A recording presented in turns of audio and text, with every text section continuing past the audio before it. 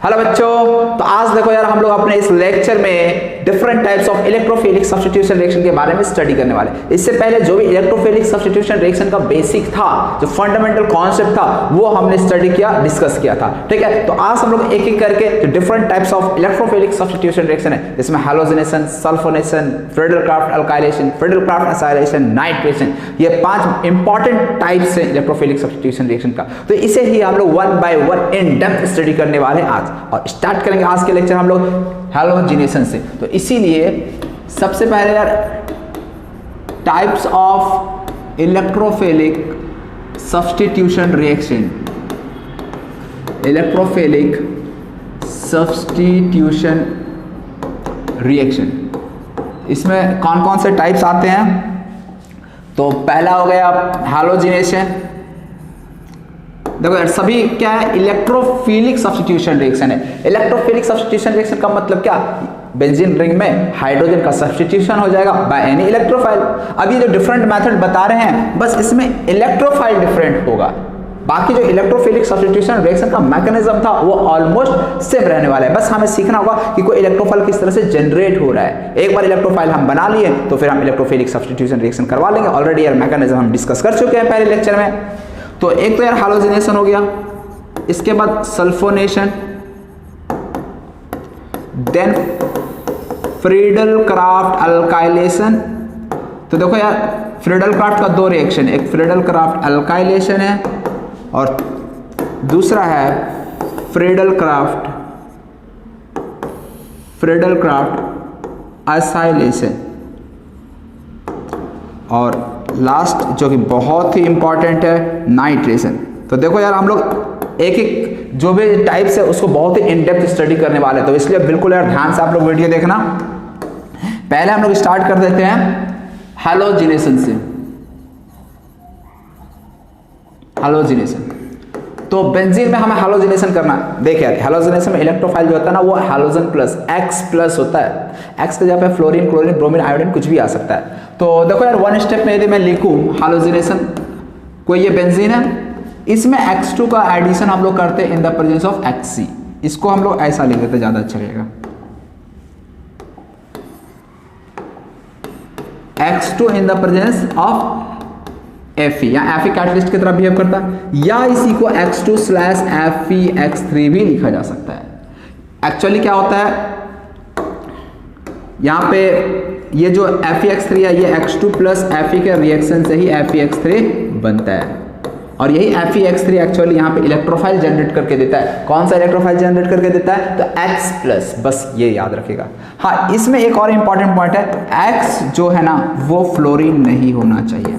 X क्या नहीं होना चाहिए? फ्लोरीन, क्योंकि फ्लोरीन के साथ जो रिएक्शन है बहुत ही ज्यादा फास्ट हो जाता है, बहुत ही वायलेंट, और ऐसे में हमें अनडिजायर्ड प्रोडक्ट मिलता है, जो नहीं बनना था वो सब प्रोडक्ट मिलता है। इसलिए हम लोग ये मेथड फ्लोरोबेंजीन बनाने के लिए नहीं करते हैं, ध्यान रखिएगा इस चीज को, ठीक है। X क्लोरीन, ब्रोमीन, आयोडीन तीनों में से कुछ भी हो सकता है। एक और इंपॉर्टेंट बात इसी में, यहां पे जो फ्रीडल-क्राफ्ट रिएक्शन करवा रहे हैं, इसमें यदि मान लो एक Cl2Fa यहां से बना क्लोरोबेंजीन, देन फिर से हम लोग बेंजीन को ट्रीट करवाएं, Cl2 के जगह पे Br2Fe, यहां से बना ब्रोमोबेंजीन, और लास्ट बेंजीन के साथ हमने ट्रीट कराया I2Fe, यहां से बना आयोडोबेंजीन। ध्यान में ये रखना है ना। अच्छा, यहाँ सब क्या, ये सब रिएक्शन जो वो किस टाइप का? Substitution reaction, electrophilic substitution. Electrophilic substitution का मतलब इलेक्ट्रोफाइल के द्वारा सब्स्टिट्यूशन किया जा रहा है। और सब्स्टिट्यूशन किस चीज का हो रहा है? तो यहाँ पे जो हाइड्रोजन था ना, एक्चुअली ये हाइड्रोजन सब्स्टिट्यूट हो गया क्लोरीन के द्वारा। ये चीज समझना, इलेक्ट्रोफिलिक सब्स्टिट्यूशन है, किसी ना किसी एटम का सब्स्टिट्यूशन हो रहा होगा। तो किसका सब्स्टिट्यूशन हो रहा है? हाइड्रोजन का सब्स्टिट्यूशन हो रहा है बाय हैलोजन। तो इस तरह से यहाँ पे हैलोजिनेशन रिएक्शन हो रहा है। ये जो क्लोरीनेशन होता है ना, ये रिएक्शन रिवर्सिबल होता है, लेकिन क्लोरीनेशन जो है बहुत ही कम रिवर्सिबल होता है, बहुत ही कम होता है, मतलब एक तरह से इरिवर्सिबल कह सकते हैं। ब्रोमिनेशन भी बहुत कम रिवर्सिबल होता है, लेकिन आयोडीनेशन जो है वो पूरी तरह से रिवर्सिबल होता है। क्यों रिवर्सिबल होता है? तो हो सकता है आपको इससे पहले बताए हैं, यहाँ पे I2 में एक आयोडीन तो यहाँ आ गया, एक I जो बच गया वो H के साथ निकलकर HI बना देता, और HI के बारे में जानते हो यार, एक स्ट्रॉन्ग रिड्यूसिंग एजेंट है। स्ट्रॉन्ग रिड्यूसिंग एजेंट है तो HI यहाँ से I को हटाकर H जोड़ देता है और I2 फिर से लग, मतलब यही वापस हमें रिएक्टेंट मिल जाता है। इसलिए ये रिएक्शन जो है वो रिवर्सिबल होता है। तो अब हम लोग इसी को एक बार देख लेते हैं मैकेनिज्म से किस तरह से ये रिएक्शन हो रहा है। ठीक है, तो अब थोड़ा समझना यार ध्यान से, हम लोग इसका मैकेनिज्म की बात कर लेते हैं।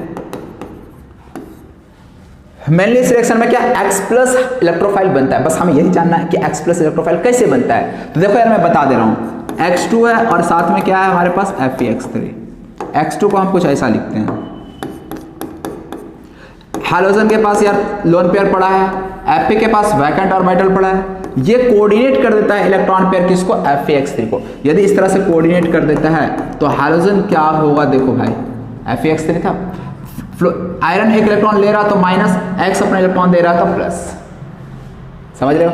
अब यहाँ पे नेक्स्ट स्टेप में क्या होगा, ये वाला बॉन्ड कुछ इस तरह से ब्रेक कर जाता है। जैसे ये बॉन्ड इस तरह से ब्रेक करेगा तो यहाँ से X प्लस इलेक्ट्रोफाइल जनरेट हो गया और X प्लस इधर जैसे इलेक्ट्रॉन लेकर गया तो यहाँ पे हमें मिल जाएगा FeX4 माइनस और X पे प्लस। तो ये जो X पे प्लस चार्ज दिख रहा है यही है हमारा इलेक्ट्रोफाइल और यही अब बेंजीन में इलेक्ट्रोफिलिक सब्स्टिट्यूशन रिएक्शन करवाएगा। यही हमारा क्या इलेक्ट्रोफाइल, समझे। तो अब हमारे पास है बेंजीन, बेंजीन के पास में आया इलेक्ट्रोफाइल। अब क्या करवाएगा तो देख लो यार, ऐसा क्या होता है यार, शायद पता होगा तुम लोगों को, नहीं पता है तो देख लो यार, मैं एक बार मैकेनिज्म बता दे रहा, इसका मैकेनिज्म नहीं बताऊंगा। ऑलरेडी लेक्चर 1 में जाके देख लो, ऑलरेडी मैकेनिज्म इन डेप्थ हम वहां डिस्कस किए हुए हैं। ये इलेक्ट्रो माइनस चार्ज यहाँ आएगा, प्लस चार्ज आएगा, माइनस जहां आया वहां इलेक्ट्रोफाइल अटैक कर देगा। तो इस तरह से इलेक्ट्रोफाइल यहाँ पे जुड़ गया, यहाँ पे एक हाइड्रोजन भी होगा और प्लस चार्ज यहाँ पे हो जाएगा। इसके बाद फिर क्या होता है तो आप लोग को यार याद होगा, ये क्या होगा, सिग्मा कॉम्प्लेक्स बना देता है, सिग्मा कॉम्प्लेक्स का फॉर्मेशन करता है।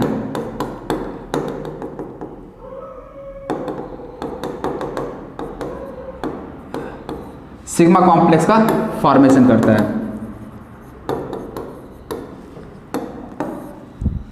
अब ये सिग्मा कॉम्प्लेक्स जो है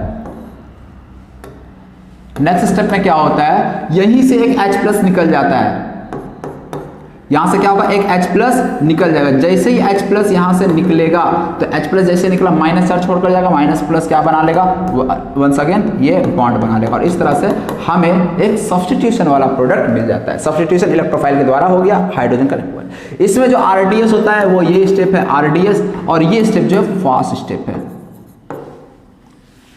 ठीक है, तो यहां पे हम लोग क्या देख रहे हैं, जो रेट डिटरमाइनिंग स्टेप है वो हमारा ये वाला है, attack of electrophile on benzene ring, ये हमारा RDS है। हाइड्रोजन का रिमूवल किस स्टेप में हो रहा है, फास्ट स्टेप में हो रहा है। तो यदि मान लो कि हमने इसमें बेंजीन के हाइड्रोजन को ड्यूटेरियम से रिप्लेस कर दिया तो क्या ऐसे में रेट ऑफ रिएक्शन में चेंज आएगा।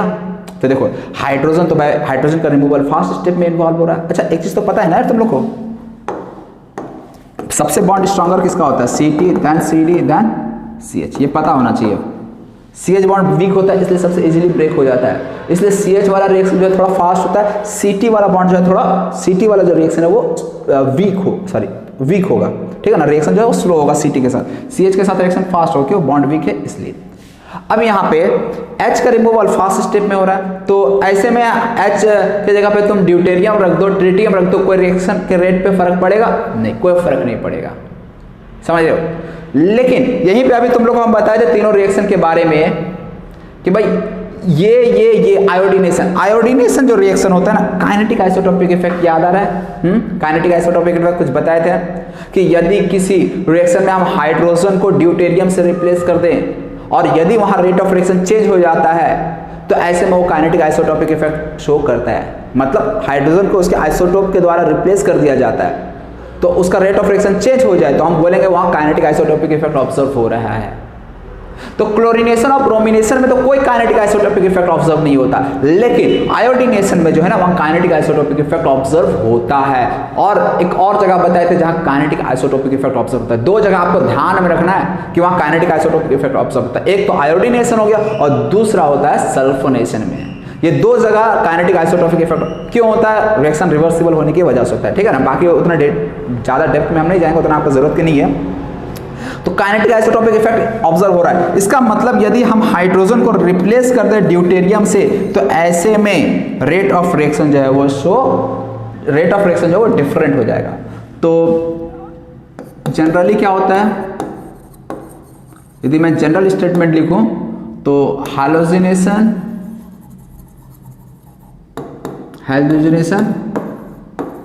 Does not show kinetic isotopic effect, ठीक है ना, समझ जाओगे ना यार, काइनेटिक आइसोटोपिक इफेक्ट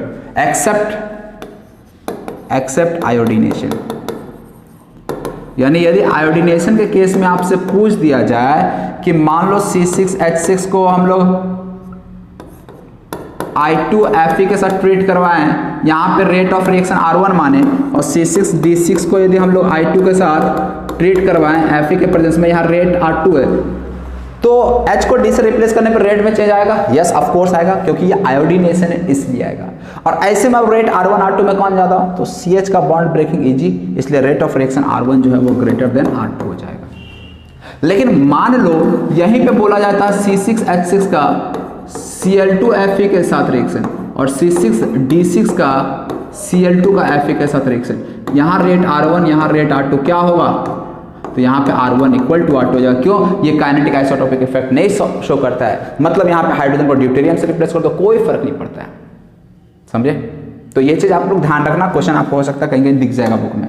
तो ये हैलोजिनेशन के बारे में था, तो हैलोजिनेशन में मेनली मैकेनिज्म देख लो यार, किस तरह से ये रिएक्शन हो रहा है, इलेक्ट्रोफाइल किस तरह से बना, ये इंपॉर्टेंट है। H2Fe X3 के पास आया, इलेक्ट्रॉन अपना दे दिया Fe को, इस तरह से यहाँ से FeX4 माइनस अलग X प्लस बन गया, और X प्लस एक बार बना तो यही यहाँ पे E प्लस की जगह पे X लिखना चाहिए था ना मुझे यार, यहाँ पे मैंने हर जगह क्या लिखा, E लिखा हूँ। यहाँ पे E की जगह पे क्या आ जाएगा, X आ जाएगा। ओके, थोड़ा सा गलती हो गया, ठीक है ना, हैलोजन लग जाएगा, बाकी सब सही। ओके, तो ये था किसके बारे में, पूरा का पूरा हैलोजिनेशन के बारे में। तो नेक्स्ट अब हम लोग आते हैं सल्फोनेशन रिएक्शन पे, आप लोग नोट कर लेना जो भी आपको इंपॉर्टेंट लगे। तो हैलोजिनेशन के बाद अब हम लोग नेक्स्ट जो है वो सल्फोनेशन के बारे में जान लेते हैं। तो सल्फोनेशन,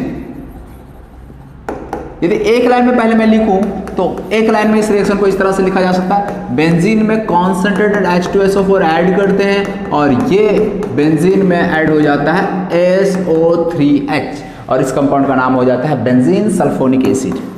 मतलब यदि हम बेंजीन में कॉन्सेंट्रेटेड H2SO4 डालते हैं तो हमें प्रोडक्ट मिल जाएगा बेंजीन सल्फोनिक एसिड। यह भी एक्चुअली में क्या है, एक इलेक्ट्रोफिलिक सब्स्टिट्यूशन रिएक्शन है, जहां इलेक्ट्रोफाइल जो है देखकर लगता है कि SO3H होगा, ठीक है, ऐसा लगता है कि SO3H एक इलेक्ट्रोफाइल है, लेकिन यहाँ पे जो एक्चुअल इलेक्ट्रोफाइल है वो SO3H नहीं है।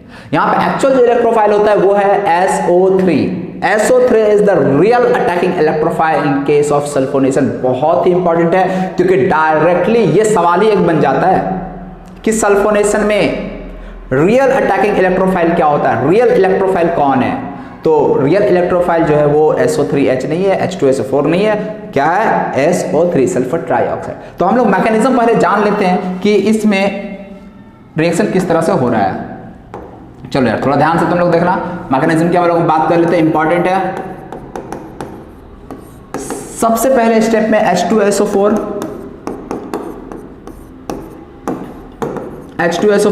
यहां से क्या होगा, एक H प्लस रिमूव हो जाएगा, ठीक है ना। मतलब कि ये भी क्या करेगा, एसिड की तरह बिहेव करेगा। यहां से मिल जाएगा हमें ये बना देगा HSO4 माइनस और प्लस H प्लस बाहर हो जाएगा, ठीक है। अब जो यहां पे H प्लस निकला, ये H प्लस जो है दूसरे मॉलिक्यूल सल्फ्यूरिक एसिड पे ये अटैक मार देता है। मतलब समझना, यहाँ H2SO4 अपना H प्लस लूज किया, मतलब यहाँ H2SO4 क्या कर रहा है, प्रोटॉन डोनेट कर रहा है, H प्लस डोनर है, H प्लस डोनर है तो ये क्या कहलाएगा, एसिड। डोनेट किसको कर रहा था, तो H2 को करेगा भाई। यहाँ से आप क्या देख रहे हैं, ये एसिड हो गया, और यहाँ पे क्या होगा, ये ऑक्सीजन के पास जो लोन पेयर है ये H प्लस इसके साथ आके ऐड हो जाता है। मतलब यहाँ पे पहले मैं बता देता हूँ, समझना भाई ध्यान से, इधर उधर ध्यान एकदम मत देना, अब एकदम ध्यान यहाँ पे होना चाहिए तुम लोगों का। OH2 देख भाई, इलेक्ट्रॉन लोन पेयर दिया ना H प्लस को, तो इसके ऊपर प्लस चार्ज आ जाएगा, इसके ऊपर क्लियर है, क्लियर है। यहाँ पे H2SO4 as a acid behave कर रहा था, लेकिन यहाँ पे H2SO4 किस तरह से बिहेव कर रहा है, एसिड की तरह, बेस की तरह। तो देखो भाई यहाँ ये H प्लस एक्सेप्ट कर रहा है, OH2 प्लस हो रहा है, तो यहाँ पे जो H2SO4 है वो बेस की तरह बिहेव कर रहा है। तो अपने आप में ये भी एक इंपॉर्टेंट क्वेश्चन बन जाता है कि सल्फोनेशन में H2SO4 acts as acid as well as base. Acid की तरह बिहेव कहाँ कर रहा है, बेस की तरह बिहेव कहाँ कैसे कर रहा है, देख लो भाई। हाँ, तो ये चीज समझ में आ रहा है ना, ये किस तरह से बना। तो यहाँ पे H2SO4 as an acid behave किया, यहाँ पे एज अ बेस बिहेव कर रहा है। अब ये जो हमारे पास स्ट्रक्चर मिला, ये क्या करेगा, यहाँ से वाटर एलिमिनेट कर देगा। जैसे ही यहाँ से वाटर एलिमिनेट हुआ, क्या बचा बताओ भाई, ये तो इलेक्ट्रॉन पेयर लेके चला गया, यहाँ पे चार्ज क्या बच गया, प्लस। जैसे ही प्लस आएगा तो ऑक्सीजन के पास लोन पेयर है, ये इसको कोऑर्डिनेट कर देता है, यहाँ से H2O रिमूव हो गया। ये स्टेप पे क्या हो जाएगा, S डबल बॉन्ड O, ये जैसे कोऑर्डिनेट कर देगा, यहाँ पे डबल बॉन्ड O और H, और यहाँ आ गया ऑक्सीजन के ऊपर प्लस चार्ज। अब फिर नेक्स्ट स्टेप में क्या होगा, वाटर आएगा और वाटर क्या करेगा, इस H प्लस को अपने साथ ले जाएगा। जैसे ही H प्लस यहाँ से ले जाएगा, मतलब H प्लस निकला तो यहाँ पे चार्ज माइनस, माइनस प्लस क्या हो गया, न्यूट्रल। जैसे न्यूट्रल हुआ तो हमारे पास आ गया SO3, क्या आ गया, SO3। और यही है हमारा रियल अटैकिंग इलेक्ट्रोफाइल। यानी सल्फोनेशन में पूछा जाए कि रियल इलेक्ट्रोफाइल क्या है, तो SO3 is the real electrophile in case of sulphonation. तो यहाँ पे लिख दे रहा हूं, रियल अटैकिंग इलेक्ट्रोफाइल जो है वो SO3 है। न्यूट्रल SO3, न्यूट्रल, ऐसा नहीं कि इसके ऊपर कोई पॉजिटिव चार्ज है, बिल्कुल नहीं। SO3 न्यूट्रल जो है वही हमारा रियल अटैकिंग इलेक्ट्रोफाइल है। RAE, आगे से देखो यार, मैं रियल अटैकिंग इलेक्ट्रोफाइल को RAE लिखूंगा, समझ जाना यार तुम लोग, ठीक है। अब हमें मैकेनिज्म देखना है, तो हमारा इलेक्ट्रोफाइल जनरेट होगी। देखिए, जो भी इलेक्ट्रोफिलिक सब्स्टिट्यूशन रिएक्शन पढ़ रहे हैं ना, मेनली हमें क्या करना होता है, इलेक्ट्रोफाइल जनरेट करना होता है। एक बार इलेक्ट्रोफाइल बन गया, बस उसको चिपका देना है बेंजीन पे। देखते हैं किस तरह से रिएक्शन होता है। तो अब हमारे पास आया बेंजीन, यहाँ पे आया क्या, SO3। अब क्या होगा, थोड़ा समझना, यहाँ पे आगे थोड़ा उतना इजी नहीं है, बहुत हार्ड भी नहीं है। चलिए, क्या हो रहा है, ये वाला बॉन्ड ब्रेक करेगा, एक जगह माइनस और एक जगह प्लस, क्लियर। अब यहाँ पे माइनस जो आया वो S पे अटैक कर देगा, लेकिन यहाँ पे इलेक्ट्रॉन शिफ्ट कर जाएगा टुवर्ड्स ऑक्सीजन। O पे माइनस, S पे प्लस, जैसे ही प्लस आया ये इसके साथ अटैक मार दिया। तो देखो यार, यहाँ पे क्या बन गया, यहाँ पे प्लस चार्ज रह जाएगा, ये S डबल बॉन्ड O, और यहाँ पे क्या आ गया, O पे माइनस। क्लियर है ये चीज। फिर यहाँ पे यार वही सिग्मा कॉम्प्लेक्स का फॉर्मेशन हो जाएगा।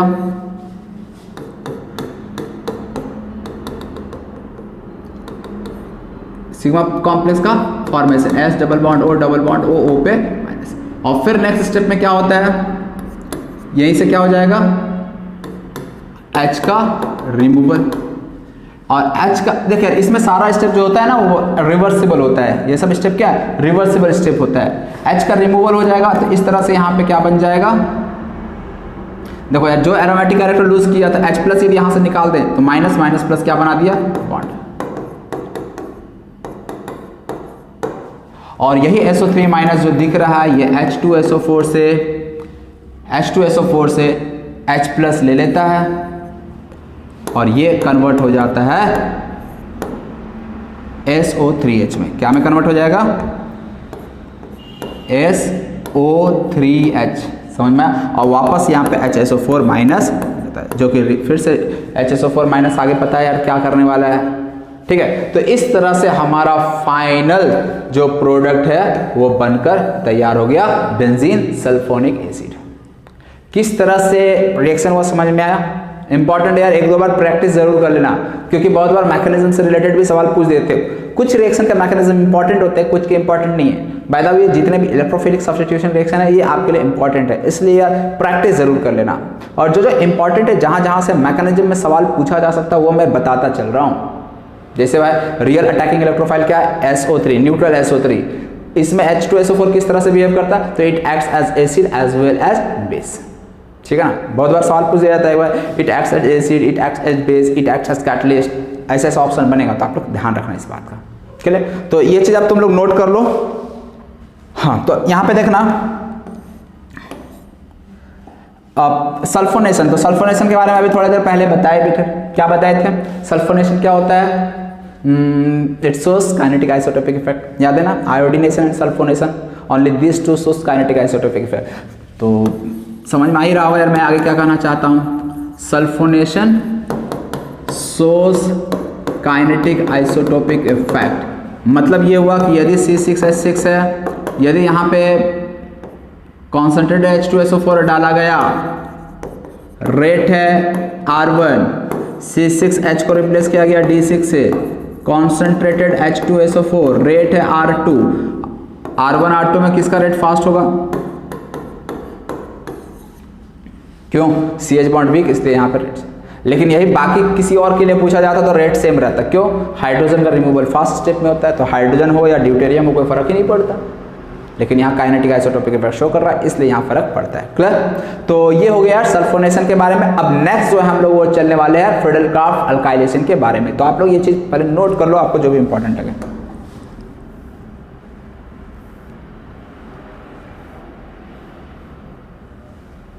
देख लो थोड़ा छोटा हो गया, समझ में आ रहा होगा तो ठीक है। तो इसके बाद अब देखो, अब हम लोग पढ़ने वाले हैं फ्रीडल-क्राफ्ट रिएक्शन। तो फ्रीडल-क्राफ्ट रिएक्शन बहुत ही इंपॉर्टेंट रिएक्शन। ये सब मतलब जो रिएक्शन मैं लिख रहा हूँ ना, ये सब ऐसे रिएक्शन जो हर एक चैप्टर में यूज होगा, हर एक चैप्टर में यूज होगा।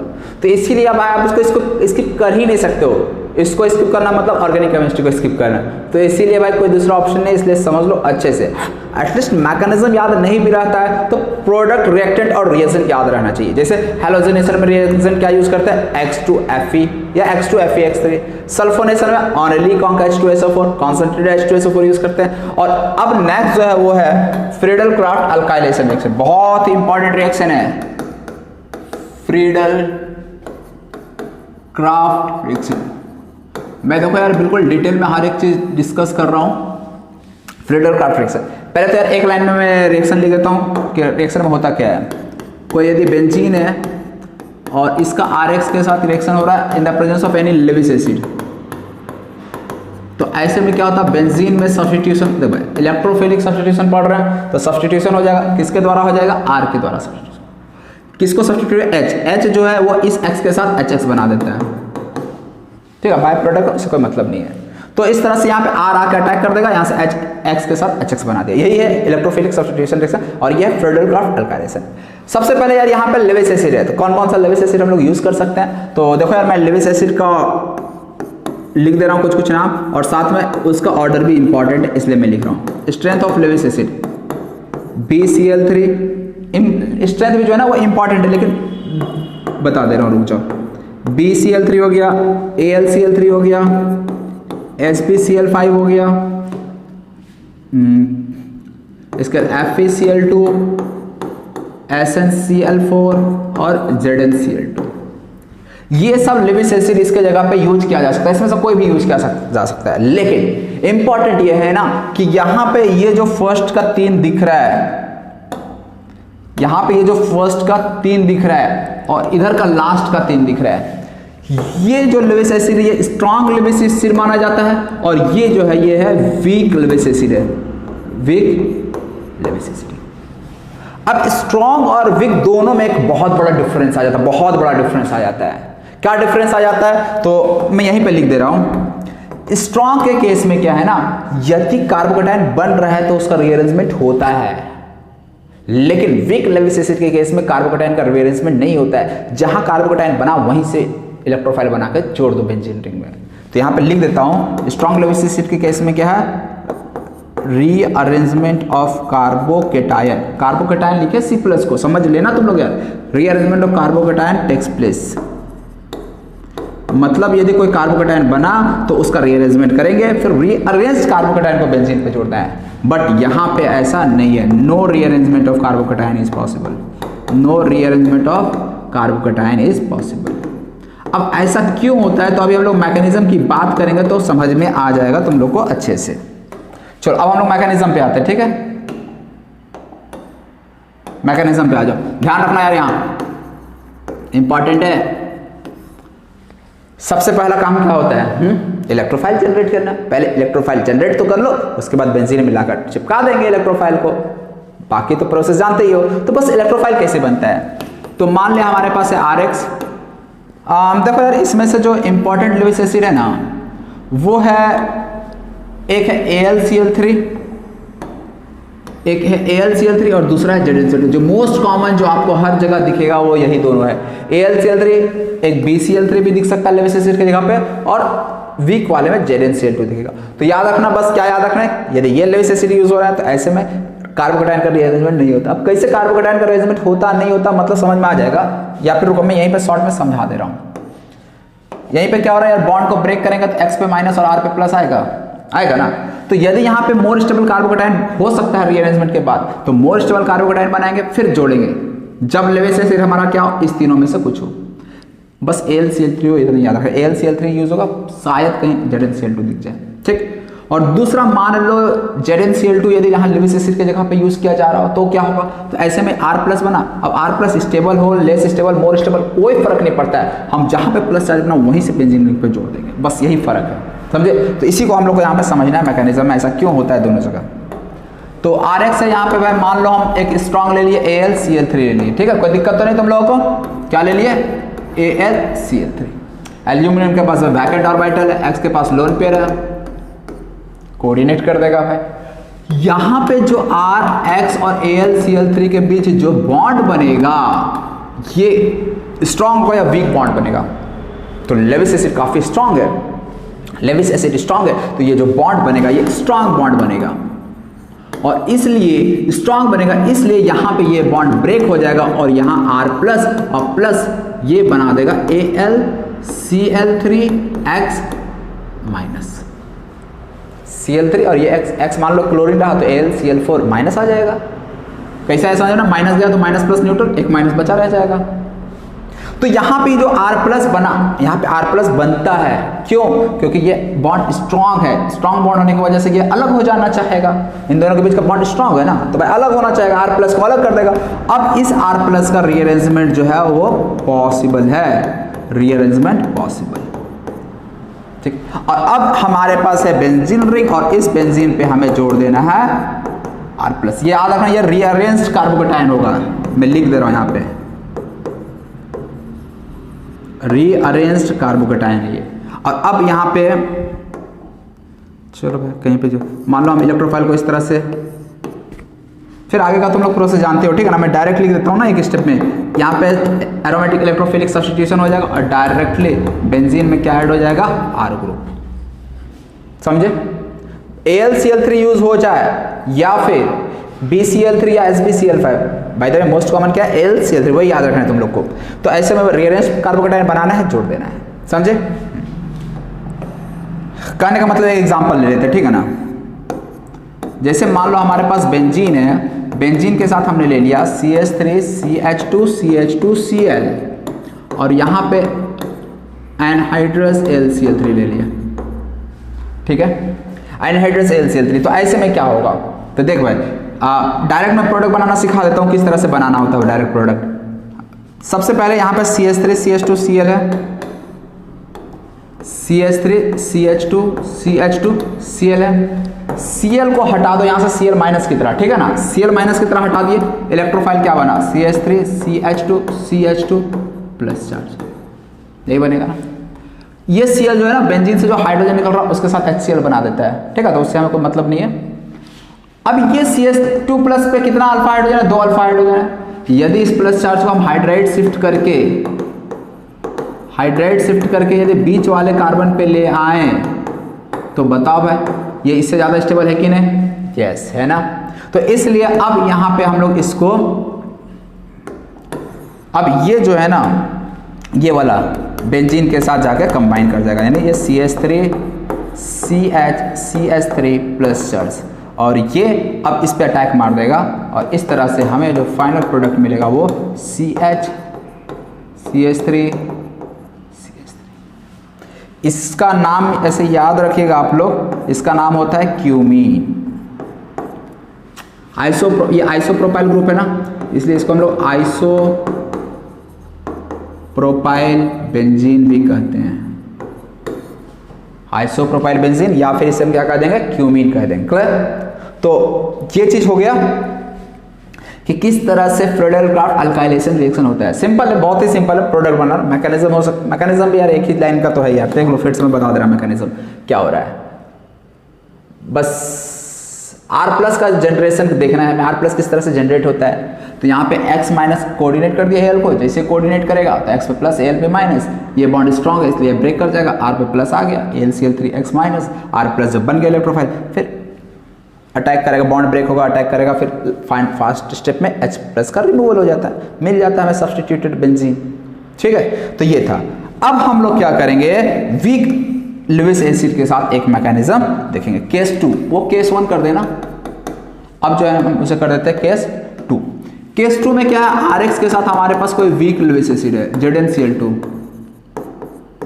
Week Lewis acid. तो वीक लेविस एसिड में देखो यार होता क्या है, यहाँ पे भी वैकेंट ऑर्बिटल है, लोन पेयर तो यहाँ पे भी पड़ा है, RXZnCl2, यहाँ पे ये इलेक्ट्रॉन पेयर ले रहा है, ये दे रहा है, इसमें तो कोई दिक्कत नहीं। अब तुम लोग मुझे बताओ, ये वाला जो बॉन्ड दिख रहा है ये वीक बॉन्ड होगा या स्ट्रॉन्ग बॉन्ड होगा, बताओ जरा। तो देख भाई, ये लेविस एसिड वीक है ना, वीक है तो यहाँ पे जो X के साथ जो बॉन्ड बन रहा होगा वो रिलेटिवली वीक बॉन्ड होगा। अब यदि वीक बॉन्ड है तो ऐसे में क्या होता है, यहाँ पे R जो है ना पूरी तरह से अलग नहीं होता। देख स्ट्रॉन्ग वाले में जब हम बात कर रहे थे ना, तो यहाँ से बॉन्ड ब्रेक होके ये अलग और R+ आराम से बन जा रहा था। तो यहाँ पे वो चीज नहीं होता, ये यहाँ से बॉन्ड ब्रेक नहीं हो पाता। क्यों नहीं ब्रेक हो पाता, क्योंकि यहाँ पे X और Zn के बीच का जो बॉन्डिंग है ना उतनी स्ट्रांग नहीं है। तो इसीलिए होता क्या है, नेक्स्ट स्टेप में बेंजीन आया और बेंजीन पे यहाँ पे माइनस, यहाँ पे RXZnCl2 माइनस, यहाँ पे प्लस। अब देखो नेक्स्ट स्टेप पे क्या होगा, यहाँ पे माइनस आ गया, यहाँ पे प्लस आ गया। ये जो माइनस आता है ना, ये एक ही स्टेप में ये काम हो जाता है, यानी जैसे इलेक्ट्रॉन आया इसके ऊपर अटैक करेगा तो यहाँ से ये निकलना स्टार्ट हो जाता है। अब तो मजबूरी हो गया ना, जैसे इलेक्ट्रॉन इसको देने पॉजिटिव चार्ज है तो यहाँ पे माइनस आ जाएगा, माइनस आ जाए तो इस पर क्या करेगा, इलेक्ट्रॉन देगा, तो ये वाला बॉन्ड क्या हो जाएगा बाहर। तो इस तरह से यहाँ पे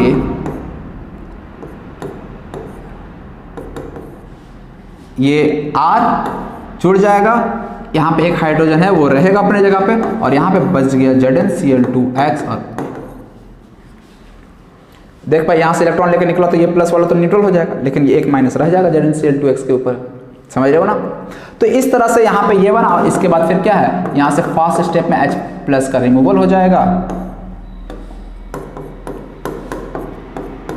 और ये यहाँ पे क्या देख रहे हो, क्या रीअरेंजमेंट कार्बोकेटाइन का हुआ, नहीं। RX से X को हटाओ, जो कार्बन पे प्लस चार्ज आएगा, सुनना ध्यान से सुनना, X को हटाओ और जिस कार्बन पे प्लस चार्ज आया वही कार्बन इस रिंग पे अटैक मार देता है। मतलब यहाँ पे एक एग्जांपल से देख लेते हैं इस चीज को। मान लो हमारे पास है ये बेंजीन रिंग, और यहाँ पे सेम रिएजेंट लिया CH3 CH2 CH2 Cl, और यहाँ पे हमने कैटलिस्ट ले लिया ZnCl2, तो प्रोडक्ट क्या बन जाएगा, तो यहाँ से Cl हटाएंगे, प्लस चार्ज इसके ऊपर आएगा। देख भाई एक ही स्टेप होगा, ये हटेगा, यहाँ पे प्लस चार्ज आएगा, और यही प्लस चार्ज इस बेंजीन पे जाकर जुड़ जाएगा, CH2 CH2 CH3, समझे किस तरह से प्रोडक्ट बन रहे हैं। तो वीक लेविस एसिड और स्ट्रॉन्ग लेविस एसिड में क्या डिफरेंस है, क्यों ऐसा हो रहा है, वो भी चीज यहां मैंने डिस्कस कर दिया। ठीक है, तो ये फ्रीडल क्राफ्ट अल्काइलेशन प्रोसेस अभी चल रहा है। अल्काइलेशन का मतलब सिंपली अल्काइल ग्रुप का एडिशन हो रहा है इसमें। ठीक, अब हम लोग इसी में फ्रीडल क्राफ्ट अल्काइलेशन में इंट्रामॉलिक्यूलर फ्रीडल क्राफ्ट अल्काइलेशन देखने वाले। क्या देखने वाले बच्चों, इंट्रामॉलिक्यूलर फ्रीडल क्राफ्ट रिएक्शन। तो नाम से पता चल रहा होगा ना तुम लोग को यार, इंट्रामॉलिक्यूलर। इंट्रामॉलिक्यूलर का मतलब क्या है, सेम मॉलिक्यूल में फ्रीडल क्राफ्ट अल्काइलेशन होगा, इंट्रामॉलिक्यूलर फ्रीडल क्राफ्ट अल्काइलेशन। तो देखते हैं यार इसमें क्या होता है। तो सबसे पहली बात तो यार यहाँ पे 5 से 6 मेंबर रिंग का फॉर्मेशन होगा।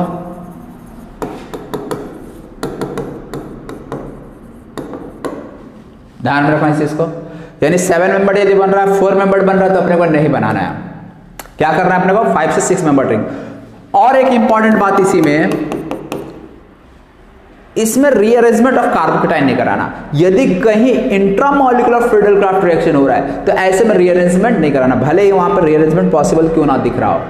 यदि हमें 5 to 6 मेंबर रिंग मिल रहा है तो ऐसे में रीअरेंजमेंट नहीं कर, ऐसा नहीं भाई कार्बोकेटाइन जो मिला उसको हम मोर स्टेबल बना सकते हैं रीअरेंज करके, तो पहले मोर स्टेबल बना देंगे उसके बाद रिंग का फॉर्मेशन स्टार्ट करेंगे ना, ऐसा नहीं करना है। अभी एग्जांपल से समझ में आ जाएगा ये चीज।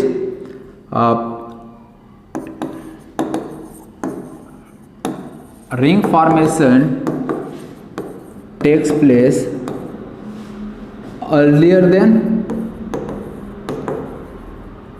than rearrangement of कार्बोकेटाइन, यानी कार्बोकेटाइन का रीअरेंजमेंट से पहले ही रिंग फॉर्मेशन हो जाता है। ठीक है, अब इस चीज को हम एक एग्जांपल से समझ लेते हैं। CH2 CH2 CH2 CH2 Cl ऐसा, और यहां पे है रिएजेंट एनहाइड्रस LCl3। किस तरह से यहां पे रिएक्शन होगा तो देखो, अब यहां पे इलेक्ट्रोफाइल के लिए भाई कोई दूसरा अल्काइल हैलाइड हमें नहीं चाहिए, यहां पे हमें खुद ही दिख रहा है यहीं पे हमारा इलेक्ट्रोफाइल बन रहा है भाई, Cl माइनस निकलेगा, इसके ऊपर प्लस चार्ज आएगा। अब ये प्लस चार्ज मत देखना भाई कि ये प्लस चार्ज इधर आ जाए ना तो और ज्यादा स्टेबल हो जाएगा, इधर आ जाए तो और स्टेबल, इधर आ जाए और यहाँ पे बेंजाइलिक बन जाए तो बहुत स्टेबल, ये सब नहीं सोचना है, समझे ना। हाँ, क्या सिंपली करना है, Cl यहाँ से हटेगा और हमेशा जो इंट्रामोलिकुलर फ्लूइड रिएक्शन होता है ना वो हमेशा ऑर्थो पोजीशन से ही होता है, और जानते हैं रिंग फॉर्मेशन हमेशा ऑर्थो पे ही होता है, मेटा से तो हो ही नहीं सकता, बॉन्ड वीक हो जाएगा ना डिस्टेंस की वजह से। तो अब यहां पे हटा और ये वाला जो है ना ये ऑर्थो पोजीशन पे इसके अटैक मार देगा। समझ रहे हो क्या हो रहा है, Cl निकला, Cl माइनस की तरह यहाँ प्लस आया, यही प्लस चार्ज जो है ना, या फिर ऐसा बोलो ये बॉन्ड ब्रेक करेगा ऑर्थो वाला, यहाँ वाला ये माइनस चार्ज इस पर अटैक मार दिया, मतलब मैं इसको ऐसा कर देता हूँ सही मायने में, यहाँ पे ये बॉन्ड आएगा, ये अटैक मार देगा इधर और ये बॉन्ड इधर से निकल जाएगा। ठीक है, तो इस तरह से कितना मेंबर रिंग फॉर्मेशन हो गया जरा देखो और बताओ। तो 1 2 3 4 5 6 कितना मेंबर, 6 मेंबर रिंग फॉर्मेशन हुआ।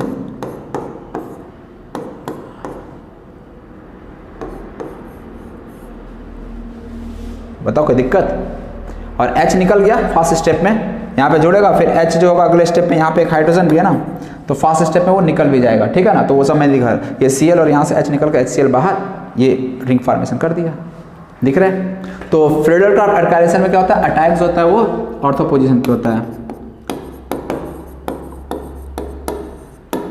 Attack of electrophile occurs through ortho position.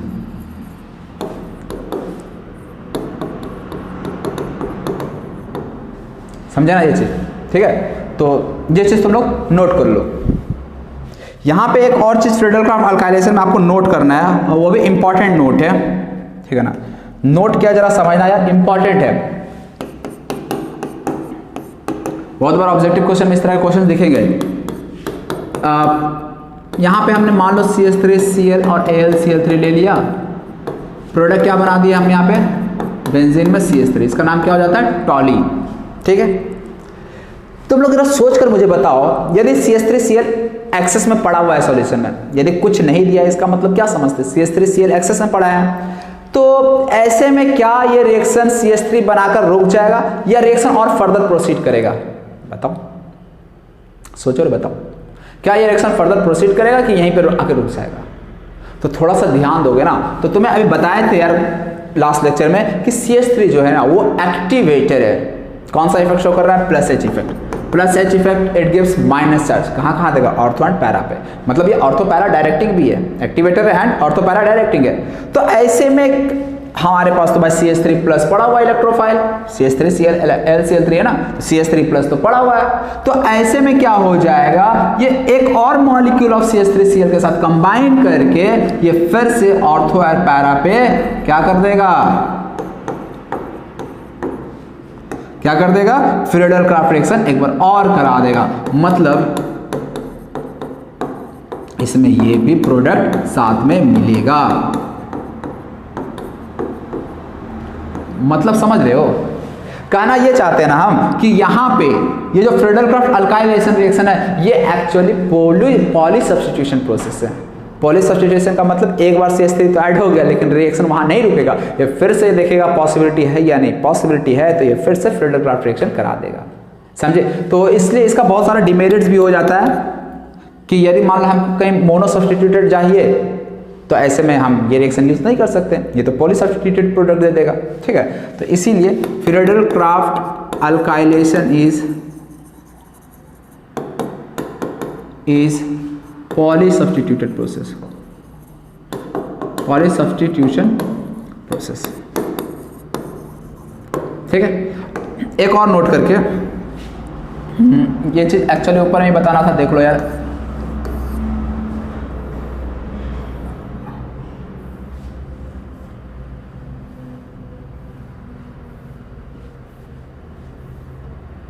हाँ,